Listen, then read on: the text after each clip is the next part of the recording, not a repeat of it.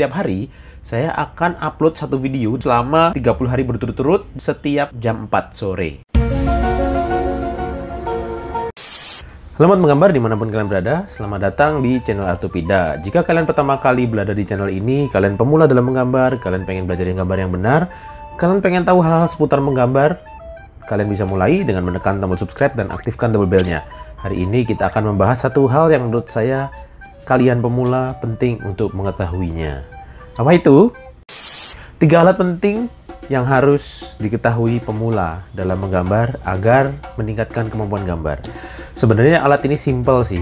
Jadi ini banyak banget pemula-pemula dalam menggambar ini selalu bertanya, "Bang, mendingan saya digital atau tradisional? Bang, mendingan saya pakai pensil atau pakai pulpen? Bang, mendingan pakai ini atau pakai itu?" Macam-macam. Ini menurut saya, berikut ini saya akan sharing 3 alat yang wajib untuk kalian miliki ketika kalian pertama kali atau kalian pemula dalam menggambar. Kalian wajib menguasai 3 alat ini. Kuasailah dengan benar-benar kuat di sini. Karena alat ini pada dasarnya nanti akan membuat kalian menjadi dasar untuk kalian bisa berkembang menjadi lebih jauh lagi. Nah, alat ini merupakan alat pertama saya belajar gambar sebenarnya. Alat ini ada 3 macam dan kalian pasti semua udah tahu. Saya akan membahas dari yang biasanya saya pakai. Jadi di sini saya ingin sharing 3 alat penting yang harus diketahui pemula untuk belajar gambar, sekaligus saya ingin sharing alat-alat yang biasa saya pakai untuk menggambar. Alat pertama yang dipakai untuk menggambar adalah tentu saja pensil. Nah, ini adalah pensil yang biasa saya pakai. Untuk pensil, untuk merek, saya tidak saya tidak mengendorse merek apapun. Pensil, semua pensil pada dasarnya sama saja. Cuma untuk jenisnya, kalau bisa minimum pakai yang 2B. Jadi di sini contohnya ini pakai 2B ya. Kenapa pensil 2B? Karena 2B itu selain dia itu nggak terlalu keras, tapi juga nggak terlalu empuk. Kesulitan menggunakan pensil yang B-nya itu tinggi, misalnya kayak 4B, 6B, 8B adalah mudah sekali untuk patah. Jadi ketika gambar untuk sketching itu baru diraut udah patah, baru digosok-gosok udah patah. Keistimewaan pensil ini adalah serunya gambarnya selain kita seperti ini, itu juga bisa miring. Jadi ketika kita gambar itu karakter garisnya itu bisa berbeda. Nah, ini serunya pensil mekanik ini adalah seperti itu. Karakter sketchingnya itu seru dan menarik, dan menurut saya pemula wajib untuk tahu karakter ini. Pertanyaan berikutnya, mengapa pensil saya ngerautnya seperti ini? Panjang sekali kalau kalian lihat ya. Ini banyak yang bertanya-tanya mengapa saya menggunakan pensil yang seperti ini. Jawabannya adalah karena teknik saya menggunakan pensil ini mewajibkan atau mengharuskan saya menggunakan bentuk yang seperti ini, gitu ya. Selain itu, saya malas untuk sedikit-sedikit ngeraut, jadi saya sekalian panjangin, terus saya pakai saya nggak bawa, saya pakai amplas, terus saya amplas gitu, sikik gitu ya, atau pakai cutter terus diraut seperti itu. Jadi saya nggak dikit-dikit harus ngeruncingin. Nah, kenapa saya nggak pakai mekanik yang itu, yang cetit-cetit ya, yang tik-tik-tik gitu? Karena karakter dari pensil kayu ini ada beberapa yang nggak bisa saya dapatkan di pensil-pensil seperti itu. Contoh, karakter dari yang tadi itu, kalau dalam bahasa Inggris namanya tilt ya, tilt. Nih, seperti ini. Ngegaris yang miring seperti ini agak sulit dilakukan sama pensil mekanik yang ini harus panjang banget. Bisa sih, tapi rasanya beda, entah mengapa. Bisa. Gitu. Bisa, tapi cuma di karakter di pensil mekanik yang seperti ini, yang 2 mili. Jadi ujungnya ini ukurannya sama. Itu cuma bisa di pensil yang seperti itu. Nah, kalau buat pensil yang mekanik yang kecil, yang ujungnya kecil seperti ini, yang ujungnya kecil banget, itu nggak akan bisa. Sangat sulit untuk membuat seperti itu garisnya. Karena ini pensil, sebenarnya pensil mekanik yang kecil ini digunakan untuk drafting, alias untuk menggambar yang sifatnya itu butuh akurasi tinggi. Kayak misalnya kalian untuk desain interior, terus kalian untuk arsitektur, atau kalian untuk sketching yang nggak butuh karakteristik artistik dengan gosok-gosokan menggunakan tilt seperti ini. Nah, pensil saya mempunyai tiga macam pensil. Ini yang saya pakai. Pensil yang pertama pensil kayu. Biasanya ini saya pensil sisa-sisa ya. Biasanya ada teman saya atau ada siswa di Carat Academy ketinggalan pensilnya, ya sudah saya pakai. Saya cari misalnya ada yang ketinggalan pensil ini nggak ada yang ngaku, ya sudah. Di sini banyak pensil-pensil yang seperti ini yang ketinggalan dan sudah dikasih tahu itu nggak diambil lagi, ya sudah saya pakai buat gambar. Jadi pada dasarnya saya pakai pensil sisa seperti ini, saya habisin daripada mubazir, saya nggak dipakai. Pensil yang saya punya sendiri adalah pensil ini, saya punya dari dulu, ini udah lama banget pensilnya ya. Ini pensil yang mekanik, merek Joico. Nih, dia mekanik tapi 2 mili tebel. Nah ini buat biasanya kalau kalian lihat di video saya pakai ini pensilnya. Lalu ada lagi pensil mekanik yang kecil, nah kecil seperti ini. Nah saya kenapa suka dengan pensil ini, karena selain dia pensil, ini juga bisa ada apanya ya, ada pulpennya. Jadi ada warna merah, ada warna hijau, warna biru, warna macam-macam. Jadi saya biasanya kalau lagi nyatet ide, coret-coret gitu, saya juga pakai pensil ini. Alat kedua yang harus kalian punyai adalah penghapus tentu saja. Untuk penghapus, menurut saya penghapus saya bisa dicari di manapun ya. Tapi ada penghapus saya ada beberapa yang nggak bisa dicari di tempat kalian mungkin. Salah satunya adalah penghapus ini. Ini kalian nggak akan pernah punya penghapus seperti ini, nggak akan pernah bisa beli, nggak akan pernah bisa nemu penghapus seperti ini. Kenapa? Karena ini satu-satunya di dunia. Alias penghapus ini umurnya udah tahunan, jadi kalau kalian mau beli kayak gini persis ya nggak bisa. Tapi kalau kalian mau beli versi barunya ini ya banyak di toko. Tapi kalau yang ini spesifik bentuknya seperti ini nggak ada sayangnya. Karena ini udah saya pakai berbulan-bulan, bertahun-tahun sampai sekecil ini. Ada juga ini penghapus seperti ini juga kalian bisa nemu ya di toko buku. Nah, ada satu penghapus, ini penghapus normal ya, biasanya saya pakai untuk menghapus. Ada satu penghapus yang menurut saya kalian harus punya kalau kalian menggambar dengan pensil di luar sketching ya. Dan ini penghapus ini nggak wajib, tapi kalau kalian mau mengarah ke pensil-pensil, mau lebih detail lagi, saya sarankan kalian punya penghapus ini namanya. Namanya penghapus Tombow Mono Zero. Ini penghapus yang ujungnya kecil, dia kayak pensil mekanik nih.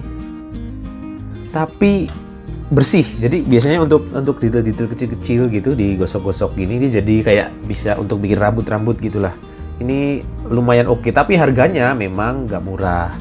Nah, dengan dua alat ini sebagai pemula coba kalian explore dua alat ini untuk kalian bisa menggambar apapun yang ada di pikiran kalian. Kalian bisa menggambar yang sesuai dengan mau kalian dulu. Coba kuasai dua alat ini sebelum kalian misalnya harus beli alat ini itu yang di luar budget kalian, di luar kebutuhan kalian. Coba kuasai dulu alatnya. Coba gunakan penghapus dengan benar. Misalnya penghapus itu sebenarnya punya kemampuan nggak cuma buat menghapus, tapi buat bikin tekstur juga bisa. Untuk membuat efek-efek tertentu dari pensil juga bisa.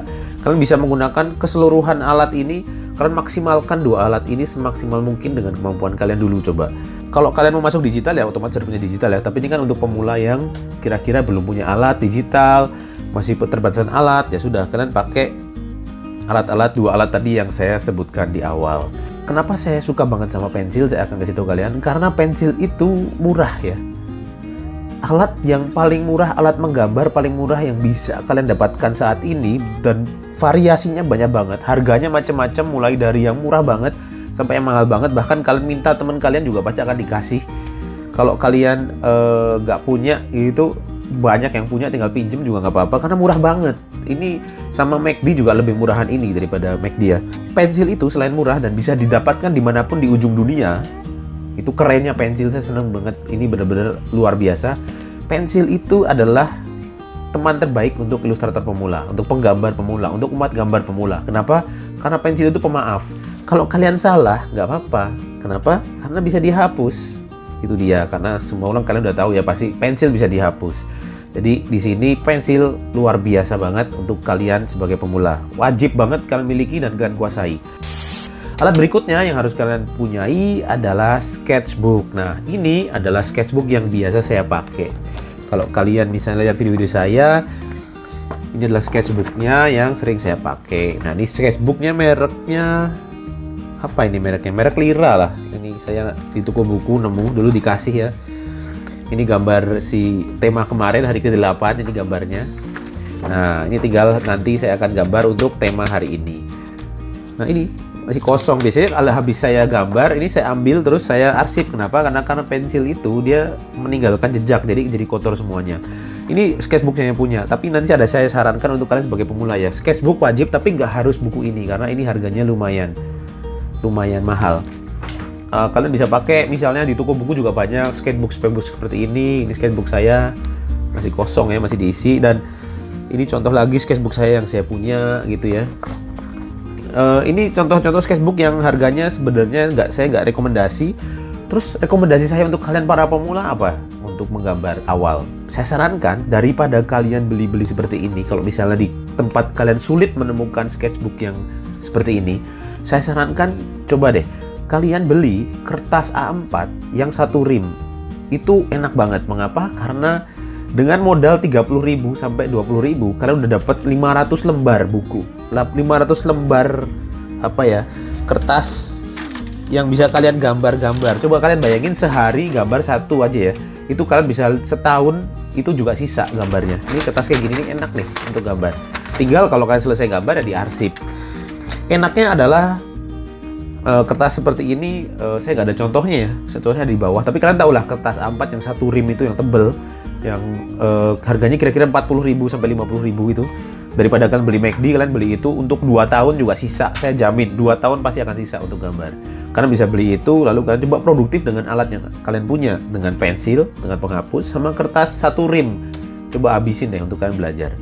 Terus jangan pelit, kayak misalnya jangan pelit, jangan pemborosan misalnya, karena bisa pakai bolak-balik kan. Jadi pada dasarnya dengan 50 ribuan kira-kira maksimum, kalian bisa punya 1000 lembar halaman. Kalian bayangin, 1 tahun itu 365 hari.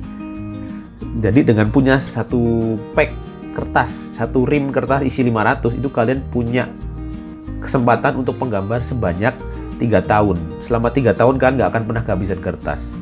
Itu pun kalian nggak ngapus. Misalnya kalian habis pakai hapus, itu kalian unlimited, bisa puluhan tahun, ratusan tahun.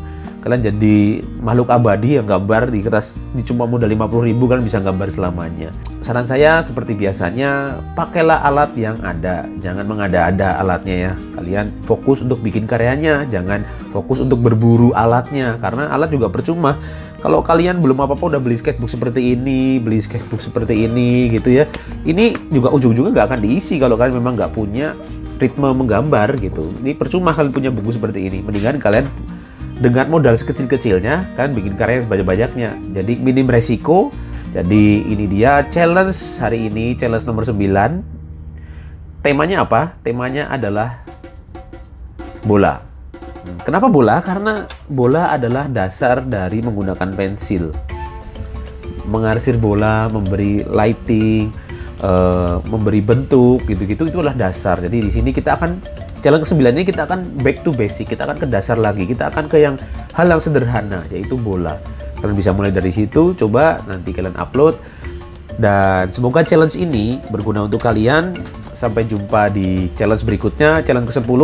Temanya apa? Silahkan lihat videonya besok. Jangan lupa subscribe, jangan lupa share ke teman-teman kalian. Bantu channel ini menjadi 1 juta subscriber agar menjadi channel gambar yang subscribernya paling banyak. Biar apa? Biar lebih banyak orang yang bisa gambar dan bisa bersenang-senang dengan gambar. Kita kasih tahu seluruh orang di Indonesia bahwa menggambar itu seru, menggambar itu asik. Sampai jumpa di challenge berikutnya. Tetap menggambar, jaga kesehatan. Dadah.